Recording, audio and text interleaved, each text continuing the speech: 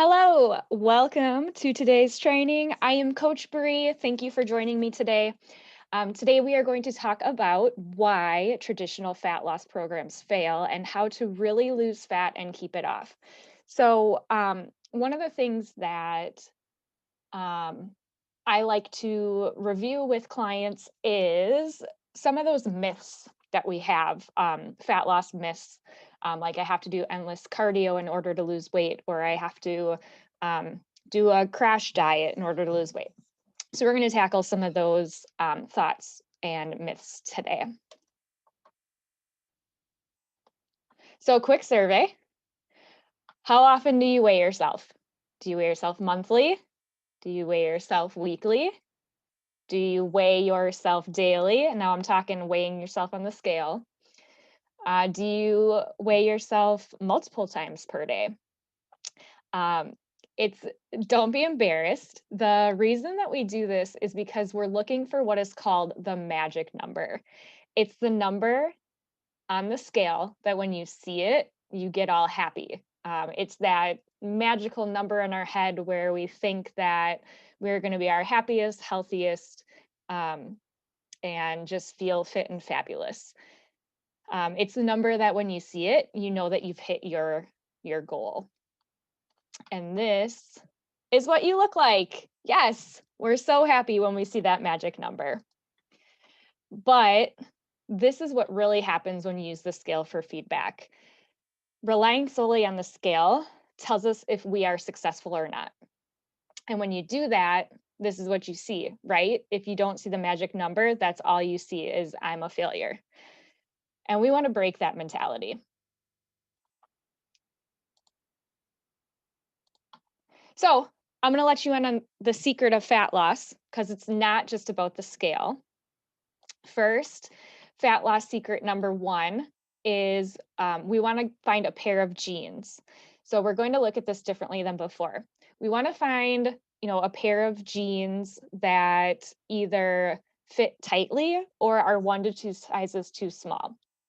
And what this is going to do is allow us to focus on body recomposition. So we're losing fat but gaining muscle. So you're going to notice your clothes fitting differently. So taking the emphasis off of the number on the scale and focusing on how our clothes are fitting differently is our fat loss secret number one to staying consistent. Fat loss secret number two is no dieting. So that means we're not going to go on this super low calorie restricted diet. We're not going to starve ourselves. We're not going to force ourselves to eat foods that we don't like. We focus on flexible dieting or flexible eating, and that will allow you to eat the foods you love while maintaining weight loss. So, are you ready? Are you ready for something different? Are you ready for a lifestyle change? So the difference between these two things is that you go on a diet like a switch and eventually turn off the diet. It makes you feel miserable and deprived. And it doesn't matter what you lose as long as you hit that number on the scale. So we are willing to be miserable and put ourselves through uncomfortable things as long as we see that number on the scale. As opposed to a lifestyle change, where it's a kickstart to a way of life. No more yo-yo dieting, no more cutting out entire food groups like carbs, no more doing excessive cardio for weight loss. In a lifestyle change, you know, we're going to focus on habits, building on those habits called habit stacking, and working with deadlines. And what you learn to do in, focusing on a lifestyle change instead of a diet is learning to self-monitor so you can still enjoy the treats you love, like pizza, ice cream, and cookies, while also maintaining, a healthy lifestyle. So this process is based on real science. There was a research study done in Denmark that had 27 participants on a calorie restricted diet without exercise. So these people were maintaining their normal lifestyles. The only thing that was changing was that they were on a super low calorie restricted diet. And when we talk about low, like what does that mean? So, from my perspective, anything under about 1,400 calories uh, daily would be a low calorie restricted diet. Anything where you are um, cutting out food groups or where you are having 3 meal replacement shakes a day instead of eating real food, that's all calorie restricted diets. So, what they found from this study is that the participants lost on average 19 pounds in 8 weeks, or about 2.38 pounds per week. Now, those are awesome results, and that's typical of most weight loss programs, like I was just discussing. However, only 68% of the weight loss was fat. The other 32% was from lean muscle. So you might be thinking, who cares? 19 pounds of weight loss, I'll take it because now I'm at my magic number and now I'm happy. So who cares if we're losing fat or muscle? Well, your metabolic rate is everything when it comes to fat loss. And research shows that 1 pound of muscle can raise your resting metabolic rate and help you burn an additional 50 calories per day. So the more muscle you have, the more calories you're going to burn on a daily basis. So for every 13 pounds of fat lost, they also gave up 6 pounds of calorie expensive muscle tissue. So that's the percentages from the slide before. When you break down the 19 pounds, it comes to 13 pounds of fat, 6 pounds of muscle loss. So this is a huge problem because your metabolic rate controls not only how much you lose now, but also how much you're going to lose in the future and keep off. So individuals, will vary, but the point is that lean muscle burns a ton of calories. So instead of looking at the previous situation as overall weight loss of 19 pounds, think of it like they lost 13 pounds of calorie burning muscle tissue. Um, and now, or sorry, 6 pounds of calorie burning muscle tissue. Now, I know some of you are still thinking, I'll take the 19 pounds of weight loss. So let's go a little bit further into this. So, what we have seen, and we know from our own experiences, is that most people have done more than one calorie restricting diet in their lifetimes. How many diets have you done? I know I've gone through my own health and fitness journey, and I tried everything out there, mostly because I wanted to have the experience for myself. So when I'm coaching clients, I can help coach them better through those experiences. I do think it's important for people to try different things because what works for one person isn't going to work for the next person. But the overall idea of um, flexible eating fits into whatever sort of lifestyle or diet that you want to follow. So if you want to do keto, you can do that with flexible dieting. If you want to do um, anything else out there, it all, paleo, it all fits into the flexible dieting mentality. So let's look at an example. Meet Sally. Sally is 178 pounds. And this is just a example scenario. So we talk about like body fat percentage, and this is what that would look like. So of those 178 pounds, bone and other tissue will make up about 67 pounds. And muscle, so she's got quite a bit of muscle starting out. So that's at 63. And then fat is at 48 pounds. So this is just where she is today if we did an analysis of how her body composition is broken down. Now, bone and other tissue isn't going to change. And if you're on a diet where those numbers do change and you're looking at bone loss, then you should definitely find another diet. Now, here we go. Sally goes on a calorie restrictive diet for 8 weeks. Sally loses 19 pounds and she is now only 159 pounds. Way to go, Sally. We're super excited. We got the magic number on the scale. But further analysis shows that, again, of those 19 pounds, 6 pounds of muscle was lost and 13 pounds of fat. So from Sally at 178 pounds to what she looks at as Sally at 159 pounds, we've got our 63 pounds of starting muscle. We lost 6, so now we're at 57 pounds of muscle. And of our fat, we were at 48 to start, we lost 13, and now we're at 35 pounds of fat. Now you might be wondering, why do we lose muscle and fat? Wouldn't you think that we would just keep the muscle?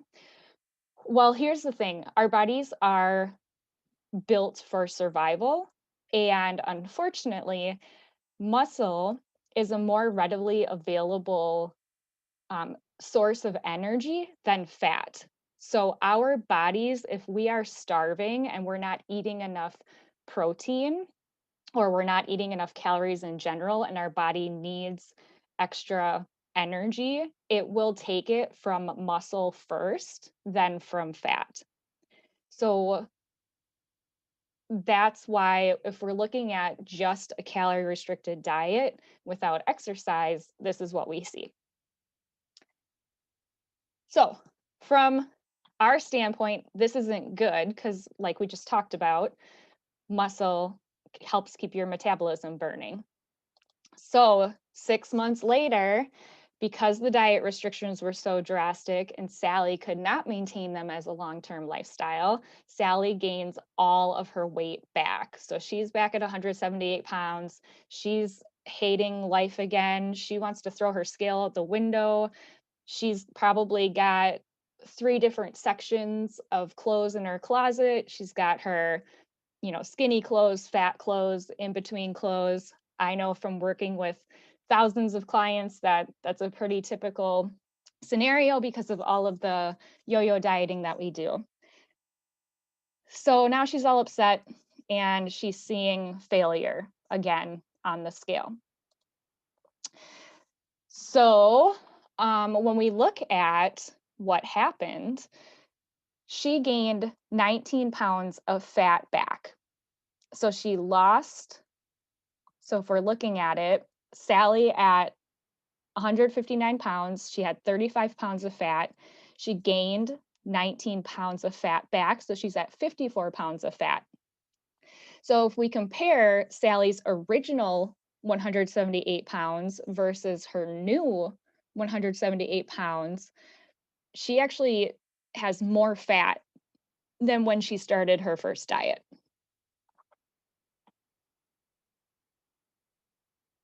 So she's the exact same weight, but at this point she has a higher body fat percentage. So Sally does what any person would do. She does what worked in the past to get her to her magic number, and she goes on another diet. And she does it. She gets back to 159. And guess what? We're so pumped. Sally's crushing it. She's excited. She's seeing that number on the scale. But wait a second. Let's take a look at this breakdown. So Sally's starting at 178 for the second time versus Sally's new 159 pounds. We're going to do the same math as before. She's got 54 pounds of fat. She lost 13 pounds. That brings us to 41 pounds of fat. And then of her starting 57 pounds of muscle, she's down 6 pounds of muscle. So she's at 51 pounds of muscle. And yet again, sadly, 6 more months later, Sally gains all of the weight back. Does it sound familiar? I know we've all gone through this cycle. I hear it all the time. I keep gaining and losing the same 20 pounds over and over and over again. So something's got to change, right? So let's take a look at this. So Sally's back at 178 pounds and she's fatter than ever before. And I don't say that to be mean or insulting. It's just she now has more fat than when she started 18 months ago.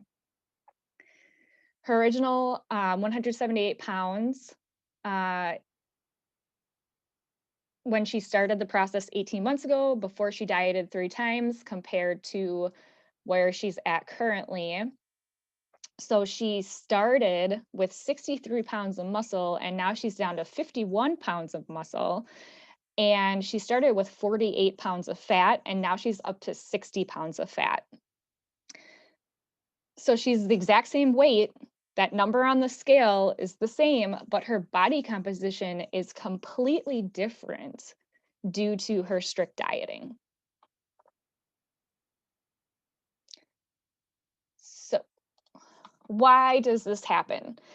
Every single time you diet, you lose precious muscle. And now I'm talking about the calorie restrictive, um, not exercising uh, form of dieting. This causes a massive drop in metabolism, and it also makes gaining the fat we lost back much easier too. So when you restrict your calories and focus solely on the scale, you're going to lose muscle. Forbes did an article on The Biggest Loser. We all know The Biggest Loser TV show. So these people were losing like 200 to 250 pounds in 6 months, and that's crazy fast to lose weight. Typical healthy weight loss is considered 1 to 2 pounds a week. So that much weight in that short of a time, they were definitely losing a ton of muscle and fat. And when you do that, your metabolic rate drops, and it makes gaining the weight back easier. So let's say currently you burn 2,000 calories a day and you go on this diet, yo-yo diet for 18 months, and you're losing your precious muscle, and now you're burning 1,000 calories a day. Do you think it's going to be easier to gain that fat back? Of course it is. We're not burning as many calories. So if we're eating excessive amount of calories, our body will store it as fat. So when we lose muscle, we're losing our metabolic rate. Because muscle burns so many calories for us, and that's number one, why it's so much easier to gain the weight back, and number two, why people tend to gain more fat back after a restrictive diet. Again, I hear this all the time from clients. um, they say things like, I used to be able to lose weight so quickly, I used to be able to eat whatever I wanted and keep the weight off. So, the other thing that factors into this is that our metabolic rate also drops as we get older. So not only does yo-yo dieting affect your metabolism, but so does aging. We also lose muscle every decade that we're not actively trying to keep it on. So again, as we age, we're losing that muscle, metabolic rates dropping.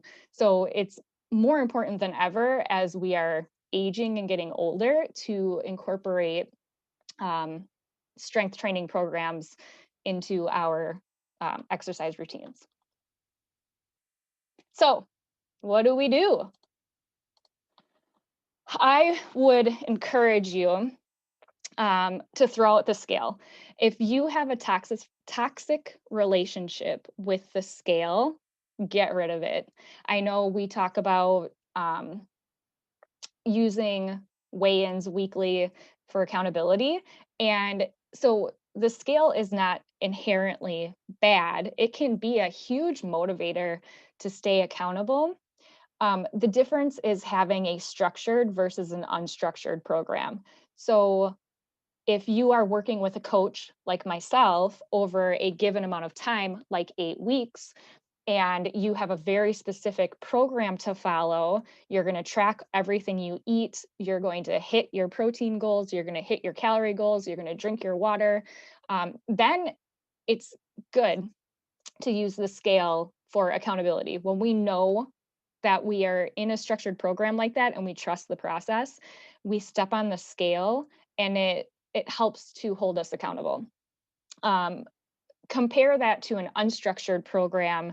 If you're doing it on your own and you're following a meal plan and you're not being very adherent to it, or if you are working more on slower habit-based changes like eating slowly or eating mindfully, you're not going to see big changes on the scale immediately. You'll see it over time, but this weighing yourself in that case can become detrimental because you could start to look at it as, well, I'm making all these changes and nothing's happening. So why am I even doing this at all? So looking at your relationship with the scale, I think, is really important as you're going through this fitness journey.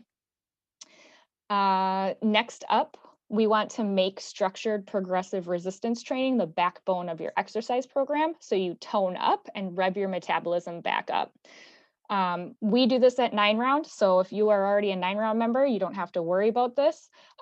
What you should be looking at is challenging yourself in the gym. So when we are doing bicep curls, you grab a pair of weights. If you can do more than 13 reps of a bicep curl, that weight is not heavy enough for you. And you are not going to get the strength training to keep your muscle on that you need. So you need to analyze this for yourself and challenge yourself to pick up heavier weights. And you can always start with, heavier weight and do your reps and drop down to a lower weight. And push-ups, body weight exercises, you can always start with push-ups on your toes and then modify down to push-ups on your knees. And let's see, next up, we want to stop the low-calorie diets that only create short-lived results and cause plateaus that are impossible to overcome. So what we've been talking about throughout this whole presentation is the idea of flexible eating, or it's also referred to as if it fits your macros. So looking at not just total calories, but what do our total calories, what are they composed of? So the main macronutrients or macros are protein, carbohydrates, and fats. And there is a combination of those that work the best for the optimal body composition. And so we use different calculations, different apps to figure out that information and then help coach you through how to implement those changes into your diet, daily nutritional habits. There's this myth that in order to lose weight, we have to do all kinds of slow, steady state cardio on the elliptical or the treadmill. So what that does is actually causes muscle loss. It creates a calorie deficit that, if you are not refueling, will cause you to lose muscle. So again, focusing on that resistance training as the backbone of your exercise program.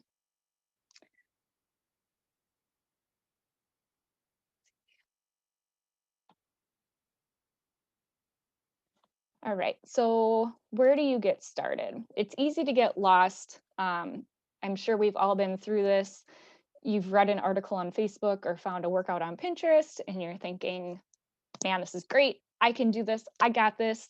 Then the very next week, someone posts an article that contradicts your original article, and now you're lost again. So what can you do? Well, you can continue to work with us at 9 Round with me, Coach Bree. We've done all the research for you.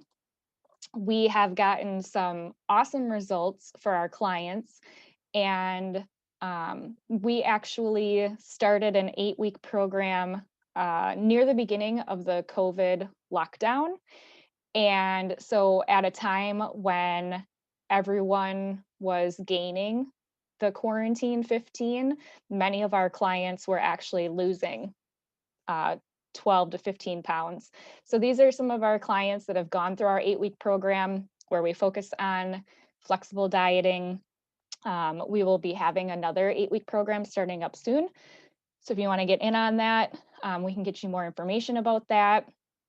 But as you can see, it's not just about the weight loss, but you can see many of these also tracked inches lost. So 6.25 inches, 2 to 3 inches off the waist and hips, 2 That would be like 2 to 4 pant sizes.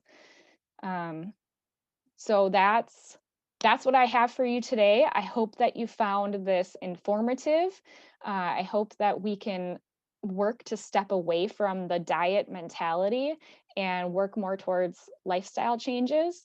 And if you have questions at all, or want to do a um, goal mapping uh, phone call session with me, I would be more than happy to set that up with you. Um, Thank you for watching.